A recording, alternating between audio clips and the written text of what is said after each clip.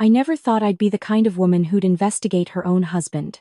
But there I was, sitting in my car outside Ryan's tech headquarters in San Francisco, staring at a job application confirmation email that had just turned my entire world upside down.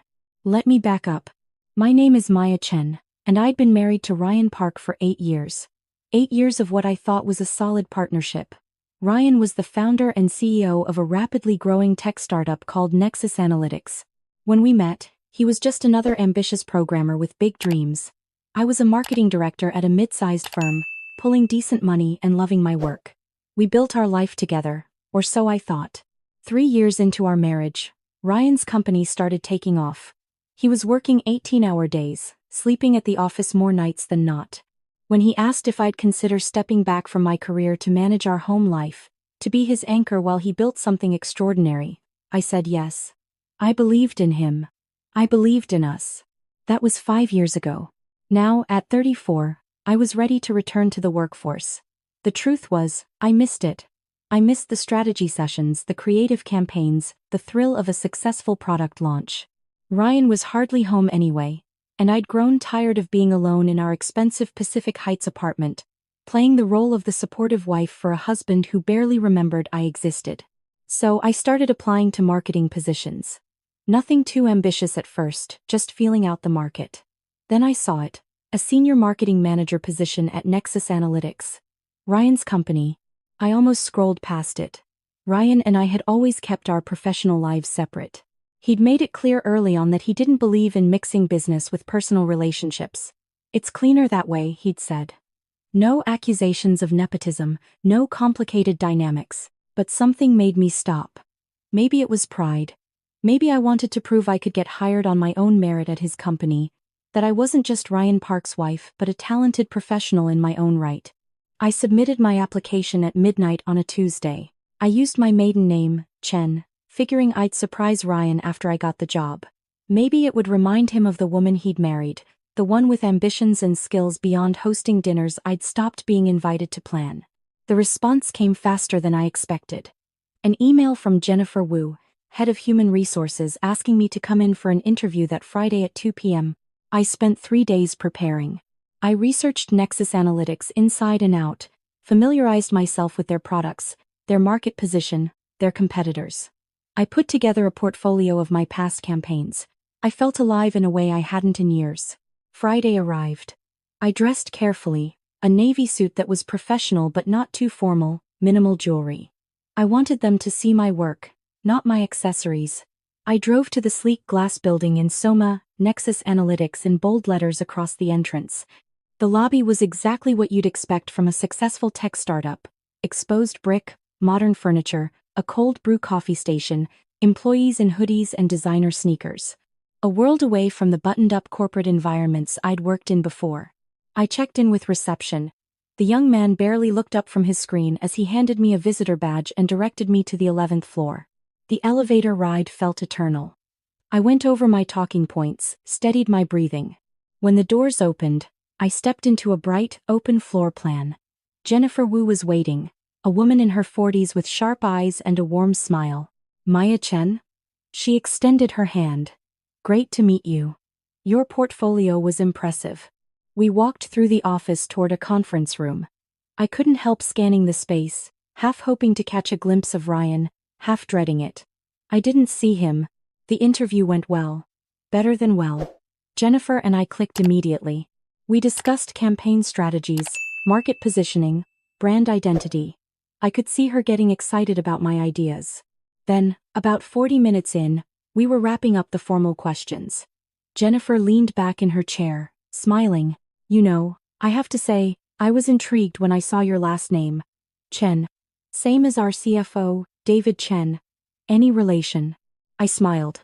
No, pretty common name. Right, of course. She paused, then added, though Park is common too, and we've got 2 Parks here. She laughed. Well, Park as in our CEO Ryan Park and Park as in. She stopped mid-sentence. Her expression changed, something flickering across her face.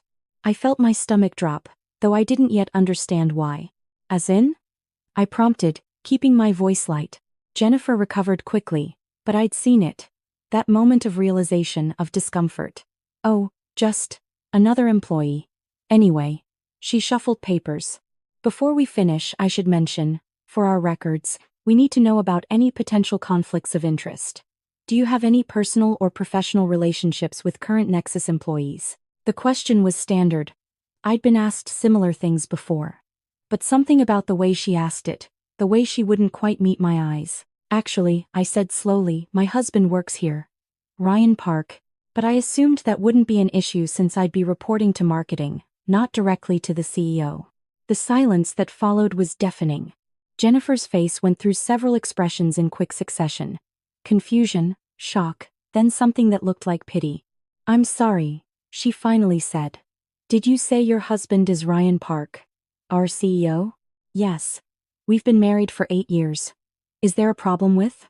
Mrs. Park works here, Jennifer interrupted, her voice quiet. Sophia Park. She's our head of operations. She reports directly to Ryan. The room tilted. I heard the words, but they didn't make sense. They couldn't make sense. I'm sorry, there must be some confusion, I said, my voice sounding distant to my own ears. I'm Mrs. Park. I'm Ryan's wife. Jennifer stood up abruptly.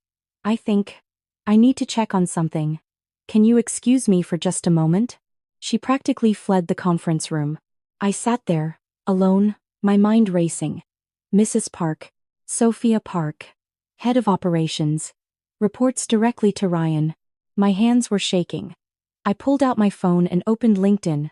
I'd never looked up Ryan's company there, never felt the need to. Why would I? I trusted him. I searched Sophia Park Nexus Analytics. Her profile loaded. Professional headshot, beautiful woman in her early 30s, polished and confident.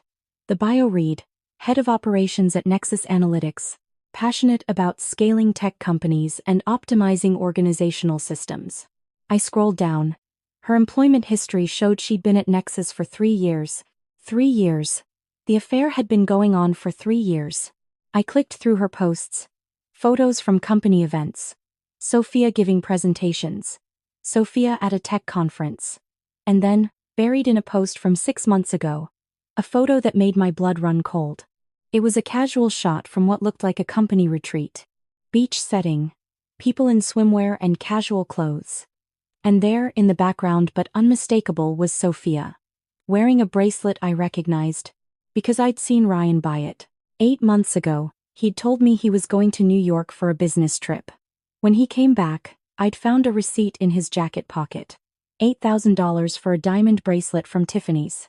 When I'd asked him about it, surprised he'd spent so much without mentioning it, he'd gotten defensive. It's a business gift, he'd snapped. We're trying to close a major deal, and their CEO's wife collects jewelry. It's called relationship building, Maya. You wouldn't understand. I'd felt small. Stupid. Of course I didn't understand high-level business dealings. But there it was. On Sophia's wrist. In a company photo. I was going to be sick. Jennifer returned. And she wasn't alone. David Chen, the CFO I'd apparently shared a last name with, was with her. He was a tall man in his early 50s, his expression grave. Miss Chen, he said, using my maiden name deliberately. I think we need to talk. What followed was the most surreal conversation of my life. Apparently, everyone at Nexus knew Sophia as Mrs. Park.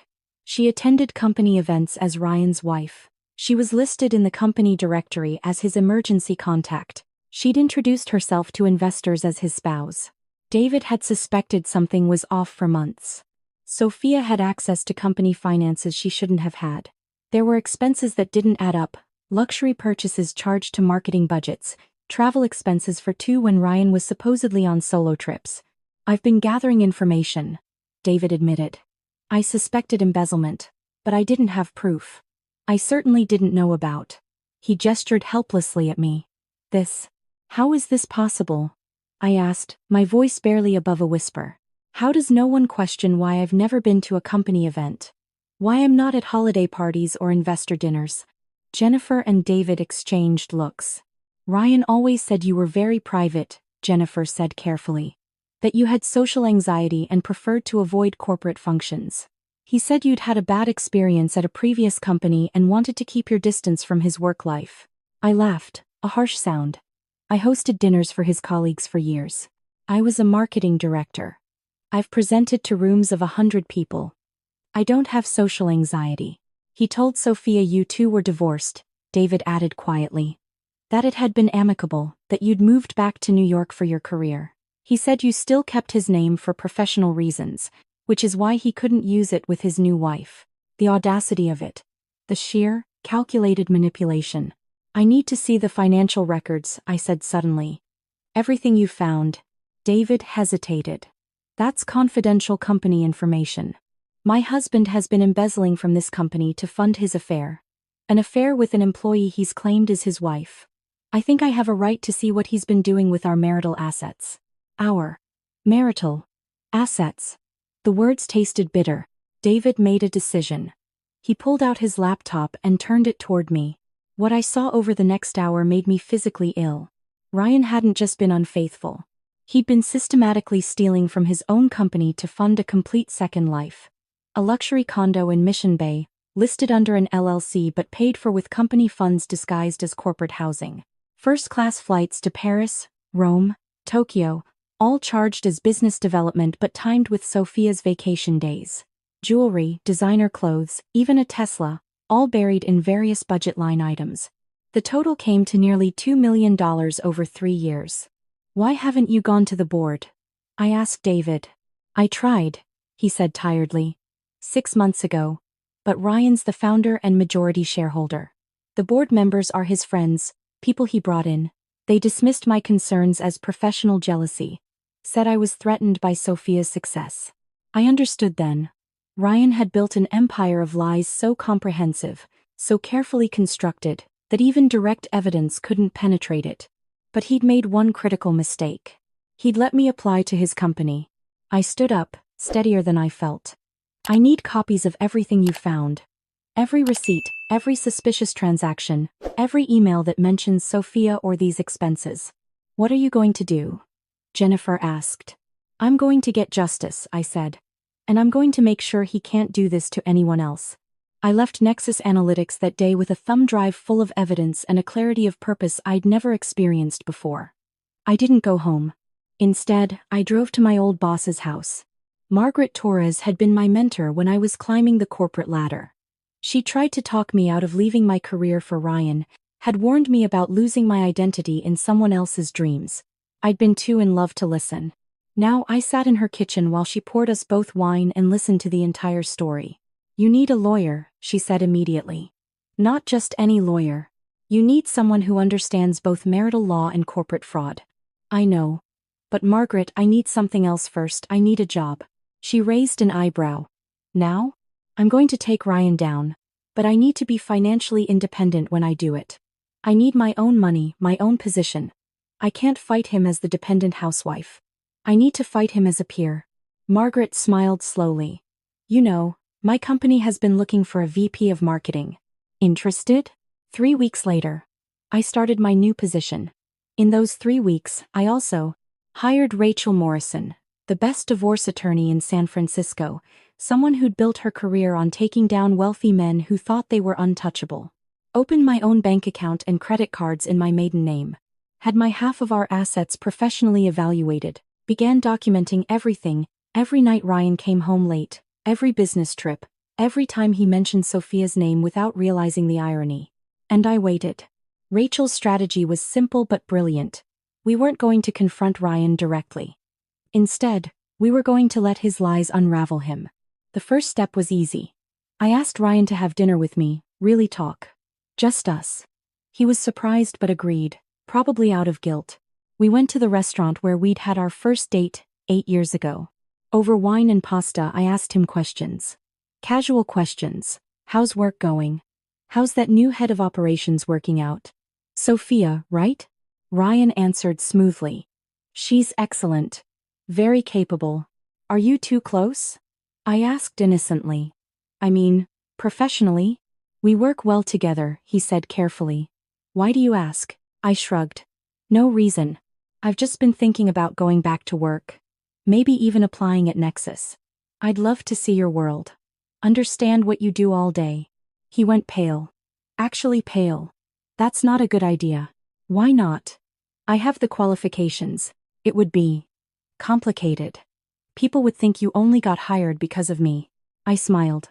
I thought you said we should keep business and personal separate? Exactly. But Sophia's your head of operations. That's pretty personal. Reporting directly to the CEO, that's different. How? He couldn't answer. He fumbled for his phone, claimed an emergency at work, and left me sitting there with the check. I'd rattled him. Good. The second step took more patience. Through David, I learned that Nexus's board had scheduled a quarterly review meeting for the following month. It was standard practice, reviewing financials and operations. Rachel and I prepared a document. It was careful, methodical, and devastating. It outlined every suspicious transaction, with dates, amounts, and David's financial analysis. It included screenshots of Sophia's social media, showing her at events and locations that matched Ryan's business trips. It included testimony from employees who'd heard Sophia introduced as Mrs. Park, and it included one final piece of evidence: security footage from Nexus's parking garage showing Ryan and Sophia arriving together early in the morning, disheveled, more than a dozen times. David had been collecting everything, waiting for the right moment. The day before the board meeting, Rachel sent the document to every board member's personal email, not their company email, where Ryan might intercept it. Their personal accounts. We also sent it to 3 members of the press who specialized in tech industry scandals. The board meeting was scheduled for 9 a.m. on a Tuesday. At 8:30, my phone started ringing. It was Ryan. I let it go to voicemail. He called again. Again. 5 times in 10 minutes. Finally, I answered. Maya. His voice was panicked in a way I'd never heard before. We need to talk. Please. I can explain everything. Can you? I asked calmly. Can you explain how you've been embezzling from your own company? How you've been living a double life for 3 years? How you made Sophia believe she was your wife while I was at home, actually being your wife? It's not what it looks like. It looks like fraud, Ryan. It looks like adultery. It looks like you're about to lose everything. Please. He was begging now. Don't do this. We can work it out. I'll end things with Sophia. I'll pay back the company. We can go to therapy. I'll do whatever you want. What I want, I said, my voice ice cold, is a divorce. And I want half of everything we built together. Everything you built while I was supporting you, managing our home, sacrificing my career for your dreams. You'll destroy me. No, Ryan. You destroyed yourself. I'm just making sure everyone knows it. I hung up. The board meeting was brutal, from what David later told me. Ryan tried to deny everything, claimed the evidence was fabricated, insisted I was a scorned wife seeking revenge. But the numbers didn't lie. The emails didn't lie. The security footage didn't lie. By noon, Ryan Park had been placed on administrative leave pending a full investigation. The board had voted unanimously to suspend him and bring in an independent auditor. By that evening, the story had broken in TechCrunch. Rising tech CEO accused of embezzlement and fraud to fund affair. By the end of the week, Sophia had resigned. I actually felt sorry for her. David had shown me emails where she genuinely believed Ryan was divorced, where she'd asked about meeting his ex-wife at a charity event and Ryan had made excuses.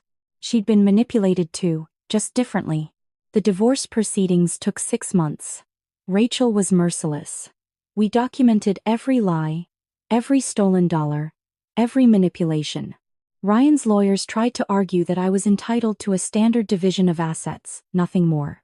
Rachel argued that Ryan had systematically depleted marital assets for his affair, that the company he'd built was partially mine since I'd supported him through the crucial early years, and that his fraud had damaged my earning potential by convincing me to leave my career. The judge agreed. In the end, I got the Pacific Heights apartment, half of Ryan's remaining liquid assets, and a structured settlement from the divorce that would pay out over 10 years. More importantly, I got my self-respect back. Nexus Analytics survived, barely. David Chen became interim CEO while they searched for permanent leadership. The company settled with investors who threatened to sue over Ryan's mismanagement. Ryan himself faced criminal charges for embezzlement. I heard through Margaret that he'd taken a plea deal, 2 years of probation and full restitution. His reputation in Silicon Valley was destroyed. The self-made billionaire story had become a cautionary tale about hubris and deception. As for me, I threw myself into my new role. Margaret's company was smaller than where I'd worked before. But I had real authority, real impact. I rebuilt my professional network. I spoke at marketing conferences. I proved to myself that I was more than Ryan Park's wife, more than the woman who'd sacrificed her career for a man's dream. I didn't date for a year. I needed to remember who I was without defining myself in relation to someone else. I went to therapy, worked through the betrayal, the gaslighting, the years of being made to feel like I didn't understand. I was too sensitive. I was imagining things. I learned to trust my instincts again. And then, at a tech industry networking event, I met James. He was the VP of product at a gaming company, recently divorced himself, with 2 kids he absolutely adored. We started talking about the challenges of co-parenting in the tech world, and somehow 3 hours passed without either of us noticing. He asked for my number. I gave it to him. Our first date was coffee. Just coffee. He showed up on time, asked me questions about my work, actually listened to the answers. When I mentioned I'd been through a difficult divorce, he didn't pry. He just said, "Me too. It gets better." It did get better. James and I took it slow. Really slow. I met his kids after 3 months. They were lovely, a bit wary at first but warming up when they realized I wasn't trying to replace their mom. James met Margaret and some of my work colleagues. We built something real, something based on mutual respect and honesty. A year after my divorce was finalized, David Chen called me. I'd stayed in touch with him, grateful for the role he'd played in uncovering Ryan's fraud. "Maya," he said, "I wanted you to hear this from me first. The board has made a decision about permanent leadership for Nexus." I held my breath, hoping they'd chosen him. David deserved it. "They want you," he said. I was stunned. "What?" I told them I didn't want the position permanently. "I'm CFO, that's where my strengths are.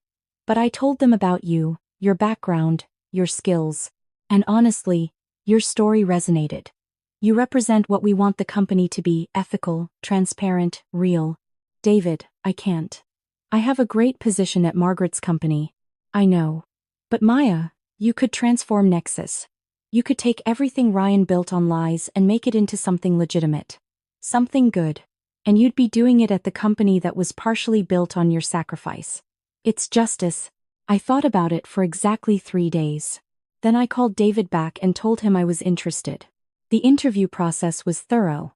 The board wanted to make sure I wasn't just the wronged ex-wife seeking revenge. I had to prove I had a vision for the company, a strategy for rebuilding trust with investors and employees, a plan for sustainable growth. I nailed every meeting. 3 months later, I became CEO of Nexus Analytics. The irony wasn't lost on anyone. The tech press had a field day. Scorned wife takes over husband's company. From housewife to CEO. Maya Chen's remarkable journey. The ultimate revenge. How one woman turned betrayal into a corner office. I didn't think of it as revenge. I thought of it as justice. As proof that I'd never been the weak, naive woman Ryan had treated me as. I'd always been capable, talented, strategic. I just needed to remember it. My first act as CEO was to implement a strict ethics policy. Anonymous reporting for any financial irregularities. Mandatory training on workplace relationships and conflicts of interest. Transparent expense reporting. My second act was to hire Sophia back. She was shocked when I called her. We met at a coffee shop, neutral territory. "I don't understand," she said carefully. "Why would you want me back?" "Because you're good at your job," I said simply. "David showed me your work. Your operational improvements increased efficiency by 30%. You implemented systems that are still holding the company together. And because you were a victim in this too." Her eyes filled with tears. "I didn't know about you. I swear I didn't know." "I know. Ryan was very good at lying. To both of us." "I'm seeing a therapist," she said. "Trying to understand how I missed the signs, how I let myself be manipulated like that." "Me too," I admitted. "Therapy helps." We talked for 2 hours. About the ways Ryan had isolated both of us, made us doubt ourselves, created entire narratives to keep his lies sustainable. About the recovery process, the anger, the grief for the time we'd lost. "I'd like you to come back as head of operations," I told her. "But I understand if that's too weird." Working for your ex-boyfriend's ex-wife. She laughed a real laugh. It's definitely weird. But I built something at Nexus. I don't want to abandon it because of his mistakes. She paused. Plus, there's something satisfying about succeeding in spite of him. Exactly, I agreed. Sophia came back to Nexus 2 weeks later. Some employees were uncomfortable at first, but she was professional and talented, and eventually, the awkwardness faded. She and I weren't friends exactly, but we had a mutual respect. We'd both been through the fire and come out stronger. James was incredible through all of this. He supported my decision to take the CEO position even though it meant longer hours and more stress. He helped me practice presentations, listened when I needed to vent, celebrated my wins. You're remarkable, he told me one night, after I'd successfully closed a major deal that had been on the verge of falling apart. You know that, right? I'm learning, I said. 2 years after I became CEO, Nexus Analytics went public. The IPO was successful beyond our projections. The company that had almost been destroyed by fraud and scandal had rebuilt itself into something stronger. I stood on the trading floor the day we went public. David beside me, Sophia in the crowd, Margaret cheering from the sidelines, James holding my hand. I thought about the woman I'd been, sitting in that conference room hearing about another Mrs. Park. How lost and broken I'd felt. And I thought about the woman I was now. CEO of a thriving company. Partner to a man who respected me. Friend to people who'd stood by me through the worst time of my life. I'd gone to Nexus looking for a job. I'd found my power instead. Later that night, after the celebrations had ended and James and I were alone in my apartment, he asked me something I'd been waiting to hear. Do you ever regret it? Confronting Ryan, blowing up your life, taking all these risks. I thought about it seriously. About the pain, the public scrutiny, the nights I'd cried myself to sleep. About the fear of starting over at 34, of rebuilding everything from scratch. No, I said finally. Not for a second. Because I didn't blow up my life. Ryan did. I just refused to keep living in the ruins he created. I built something new instead. James kissed me.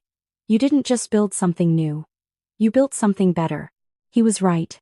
I'd started as the CEO's wife. I'd become the CEO. And I'd learned the most important lesson of all. I didn't need anyone to complete me or define me or validate me. I was enough on my own. Everything else, the love, the success, the justice, those were just bonuses. I went to Nexus Analytics looking for a job and discovered I wasn't the only Mrs. Park. But in the end, I was the only one who mattered. Because I was the only one who was real. The only one who'd taken the broken pieces of betrayal and built them into something extraordinary. Ryan had tried to make me invisible. Instead, he'd made me unstoppable. And that was the best revenge of all.